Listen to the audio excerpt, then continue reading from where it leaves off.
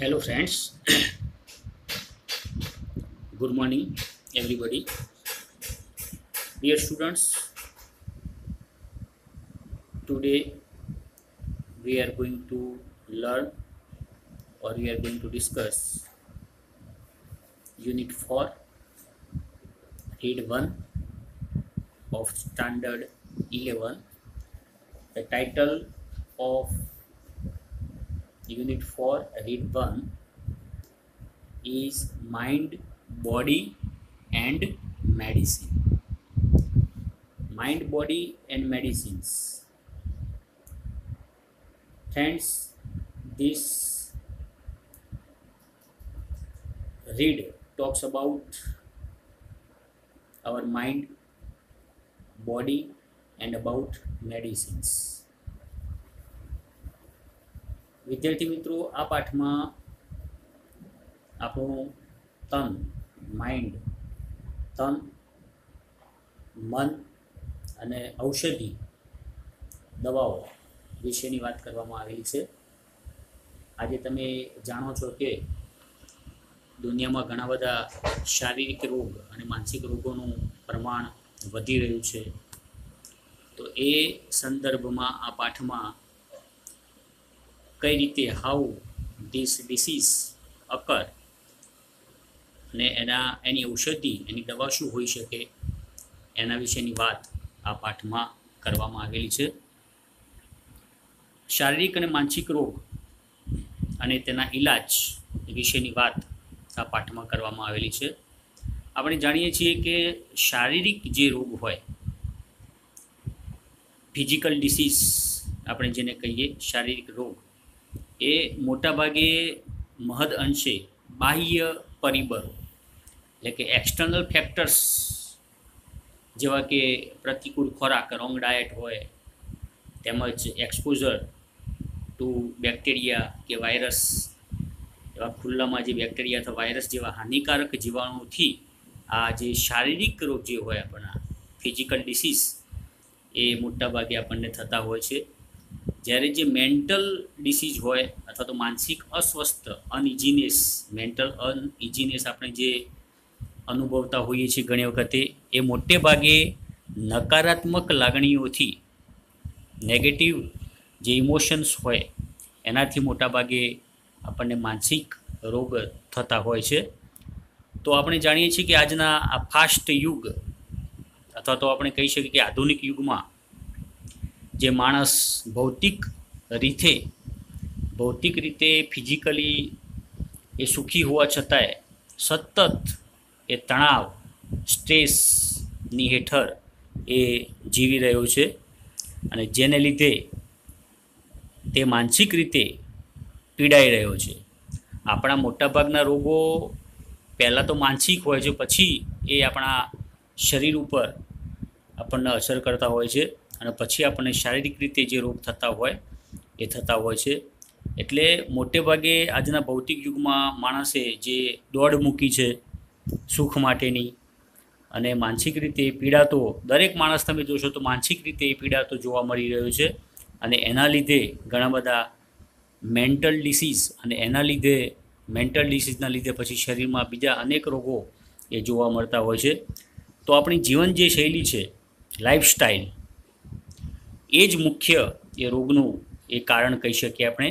Fast modern lifestyle એ પણ એક રોગનું મુખ્ય મૂળ કારણ છે. આપણે જીવનના કુદરતી સ્ત્રોત, સોર્સ, નેચરલ સોર્સ કહી શકીએ, જીવનના કુદરતી સ્ત્રોત જેવા કે સારો ખોરાક, પાણી, શુદ્ધ હવા, શુદ્ધ પાણી, સારો ખોરાક અને સુખી કૌટુંબિક જીવન એ આપણે સાચવ્યા નથી. પહેલાં બધું જ શુદ્ધ ખોરાક હતો, શુદ્ધ પાણી, હવા અને સારું કૌટુંબિક જીવન એ આપણી પાસે હતું, જે અત્યારે નથી. એને કારણે માણસના જીવનમાંથી એ શાંતિ અને સુખ એ લગભગ હણાઈ ચૂક્યા છે. લગભગ શાંતિ અને સુખ એ માણસમાં જોવા મળતા નથી અને એના કારણે રોગોનું પ્રભુત્વ, રોગ થવાની શક્યતાઓ વધી છે.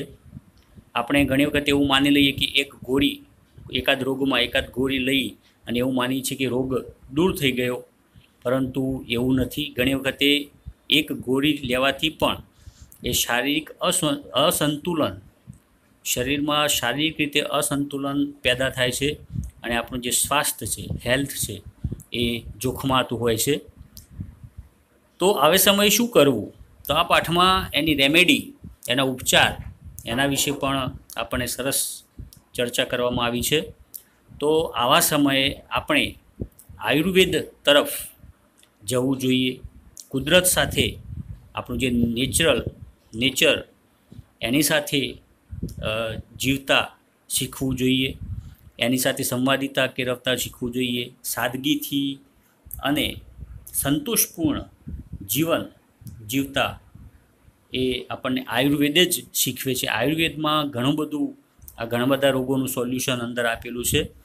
એટલે આયુર્વેદ એ કુદરત સાથે કઈ રીતે જીવવું, કુદરતની સાથે કઈ રીતે જીવવું, નેચરની સાથે કઈ રીતે જીવવું, સાદગીથી કઈ રીતે જીવવું, સંતોષપૂર્વક એકદમ કન્ટેન્ટફુલ સેટિસ્ફાઈડ જીવન કઈ રીતે જીવવું, એ આપણને આયુર્વેદ શીખવાડે છે. તો આયુર્વેદ આપણી સ્વાસ્થ્યની સમસ્યાઓનું કાયમી હલ આપે છે. તો આપણી જે સ્વાસ્થ્ય સંબંધી સમસ્યાઓ છે એનો કાયમી સોલ્યુશન, પરમેનન્ટ સોલ્યુશન એ આયુર્વેદમાં જ છે. અને એકદમ સંતોષકારક અને સ્વાસ્થ્યપ્રદ જીવન જીવવાની એમાં ચાર કક્ષાઓ સૂચવેલી છે. ફોર એક્ઝામ્પલ, પહેલી જે કક્ષા છે એને આપણે કહી શકીએ રોગની સારવાર, the treatment of the disease, પહેલી જે કક્ષા છે એ. પછી બીજી જે કક્ષા છે એ રોગ થતો અટકાવવો, તો આપણે કહી શકીએ પ્રિવેન્શન ઓફ ડિસીઝ પ્રિવેન્શન, એને કઈ રીતે રોગ થાય જ નહીં એને કઈ રીતે અટકાવવો. ત્રીજું જે કક્ષા છે એને આપણે કહી શકીએ જીવન સાથે તાલમેલ, કઈ રીતે જીવનની સાથે તાલમેલ, લાઈફ ઇન્હેન્સમેન્ટ, આપણે કહી શકીએ લાઈફ ઇમ્પ્રૂવમેન્ટ, આપણા જીવનને કઈ રીતે સુધારી શકીએ, લાઈફને કઈ રીતે આગળ વધારી શકીએ. એ ત્રીજી એમાં કક્ષા એ જીવન સાથે તાલમેલ સાધવાની એ ત્રીજી કક્ષા આપેલી છે. અને જે ચોથી કક્ષા છે એ ચોથી કક્ષા આપણે કહી શકીએ એ સ્વાસ્થ્ય પ્રત્યેની જાગૃતતા, એટલે કે અવેરનેસ ડેવલપમેન્ટ. આ ચોથી એ પાયાની ચોથી કક્ષા એ આયુર્વેદમાં આપેલી છે. તો આયુર્વેદનું અંતિમ લક્ષ્ય શું હોઈ શકે? તો આયુર્વેદનું જે ફાઇનલ અલ્ટિમેટ આપણે ગોલ કહી શકીએ એ વ્યક્તિની જીવનશૈલી એ સુધારી, કોઈ પણ વ્યક્તિ હોય એની લાઈફસ્ટાઈલ બદલી, એમાં સુધાર લાવી અને કુદરત સાથે કઈ રીતે તાલમેલ મેળવવો, કઈ રીતે સંવાદિતા જાળવવી અને કુદરત સાથે સંવાદિતા કેળવી અને કઈ રીતે રોગમુક્ત બનવું, એ આયુર્વેદનું અંતિમ લક્ષ્ય, અલ્ટિમેટ ગોલ એ છે. તો આ તમામ માનસિક અસ્વસ્થતાનો અંતિમ ઉપાય એ સાચી આપણી જાગૃતતા છે. એના વિશે આ પાઠમાં સરસ મજાનો આજે આપણે જોઈએ છીએ કે કોરોનાનો જે પ્રકોપ છે એ પણ આપણી લાઈફસ્ટાઈલ, એના માટે આપણે મનુષ્ય એ જ જવાબદાર છીએ. એના માટે આપણી લાઈફસ્ટાઈલ પણ એટલી જ જવાબદાર છે. શુદ્ધ હવા મળતી નથી, શુદ્ધ ખોરાક, રોંગ ડાયટ, આ બધું જ એક્સપોઝર, આ બધું જ બેક્ટેરિયા, વાયરસ, આ બધાના લીધે આવા બધા રોગો એ થવાની સંભાવના રહેલી છે. એટલે સરસ મજાનો પાઠ unit 4 read 1 mind, body, medicine. So let's discuss from the very first line. If we look at different people in the world around us, we observe that all of us are not all alike. So here alike means what? Alike means different. Alike means similar. Sarkha. Alike means similar, sarkha.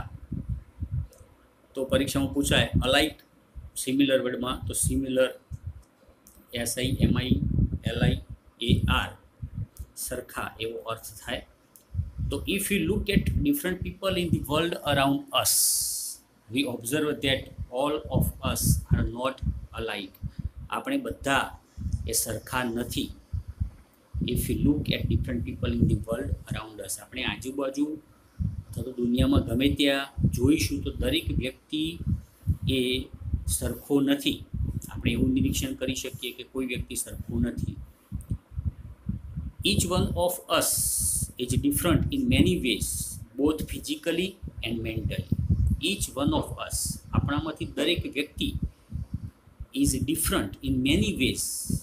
એ દરેક વ્યક્તિ અલગ છે ઘણી બધી રીતે, in many ways, both physically and mentally. બંને રીતે આપણે કહી શકીએ, both physically and mentally, એટલે કે શારીરિક રીતે, ફિઝિકલી એટલે શારીરિક રીતે, અને મેન્ટલી એટલે માનસિક રીતે દરેક વ્યક્તિ એ અલગ અલગ છે. કોઈ બી વ્યક્તિ એ માનસિક દ્રષ્ટિએ અથવા તો શારીરિક દ્રષ્ટિએ એક સરખું ન હોઈ શકે. It is totally different in many ways. દરેક વ્યક્તિ બધી જ રીતે માનસિક રીતે અને શારીરિક રીતે એ અલગ અલગ જ હોઈ શકે, એ સમાન હોઈ શકે નહીં. So first of all, we ought to understand our own nature and the nature of others for our own happiness and well-being in life. First of all, what we have to understand? We have to understand our own nature and the nature of others for our happiness. જો આપણે જીવનમાં સુખી થવા માગતા હોઈએ, and well-being, well-being એટલે health. આપણે જો જીવનમાં સારી તંદુરસ્તી અને સારું સુખમય જીવન જીવવા માગતા હોઈએ તો આપણે સમજવું પડશે. શું સમજવું પડશે? Of our on nature. આપણે પોતાની પ્રકૃતિ, દરેક વ્યક્તિએ પોતાની પ્રકૃતિ, પોતાનો સ્વભાવ, નેચર એટલે સ્વભાવ અથવા તો પ્રકૃતિ કહી શકીએ, and the nature of others also, અને બીજા વ્યક્તિની જે નેચર હોય, બીજા વ્યક્તિનો જે સ્વભાવ હોય એ પણ એ સમજવો પડે. તો જ આપણે જીવનમાં સુખી અને સ્વસ્થ જીવન જીવી શકીએ. And the shapes and size, temperaments and characters of people have lot of variations that must affect our health and happiness. જો આપણી તંદુરસ્તી ઉપર, હેલ્થ અને હેપીનેસ, આપણા સુખ ઉપર એ ઘણી બધું અસર કરતું હોય. સો there are lots of variations in people. લોકોમાં ઘણી બધી અલગ અલગ પ્રકારની ખાસિયતો હોય. For example, the shapes and size, દરેક વ્યક્તિ શેપ એના આકારની દ્રષ્ટિએ, આકારને લઈને, અને સાઇઝ એનું જે કદ હોય દરેક વ્યક્તિનું અલગ અલગ હોય. દરેક વ્યક્તિનો શેપ અલગ અલગ હોય, દરેક વ્યક્તિની સાઇઝ અલગ અલગ હોય. ટેમ્પરામેન્ટ્સ એટલે એનો સામાન્ય સ્વભાવ, બિહેવિયર, મેનર ઓફ થિંકિંગ કહી શકીએ આપણે, મેનર ઓફ થિંકિંગ. તો દરેક વ્યક્તિની જે વિચારવાની શક્તિ હોય, સ્વભાવ હોય, એનો આકાર હોય, એનું કદ હોય, એન્ડ કેરેક્ટર્સ, એની જે પ્રકૃતિ હોય, કેરેક્ટર્સ, એની ચારિત્ર્ય હોય, એ દરેક વ્યક્તિનું have a lot of variations. દરેક વ્યક્તિમાં એ વિવિધતા હોઈ શકે, એન્ડ એના લીધે that must affect hour health and happiness. Affect એટલે અસર કરવી. તો આ જે દરેક વ્યક્તિનું અલગ અલગ જે ખાસિયત હોય, એ દરેક વ્યક્તિની જે ખાસિયત હોય એની અસર, સીધી અસર એ આપણી તંદુરસ્તી ઉપર અને આપણા હેપીનેસ ઉપર, આપણા સુખી જીવન ઉપર એ બધાની અસર થતી હોય છે. So according to Ayurveda, physical disease occur mainly owing to external factors like wrong diet or exposure to pathogen. Mental disease arise mainly from internal factors like wrong use of the senses and the increase of negative emotions. હવે પરીક્ષામાં કદાચ પ્રશ્ન પૂછાય કે how does physical disease અકર, એવો પ્રશ્ન પૂછાતો, અથવા તો how does mental disease arise. આપણને જે શારીરિક રોગ જે થતા હોય, ફિઝિકલ ડિસીઝ એટલે શારીરિક જે રોગ થતા હોય એ શાના કારણે થતા હોય, અને મેન્ટલ ડિસીઝ અને જે માનસિક રોગો થતા હોય એ અરાઇઝ એટલે ઉદ્ભવવાનું કારણ અથવા મેન્ટલ ડિસીઝ થવાનું કારણ એ શું હોઈ શકે? તો અહીંયા એક કારણ આપેલા છે. એકોર્ડિંગ ટુ આયુર્વેદના મત પ્રમાણે અથવા તો આયુર્વેદ પ્રમાણે ફિઝિકલ ડિસીઝ અકર, જો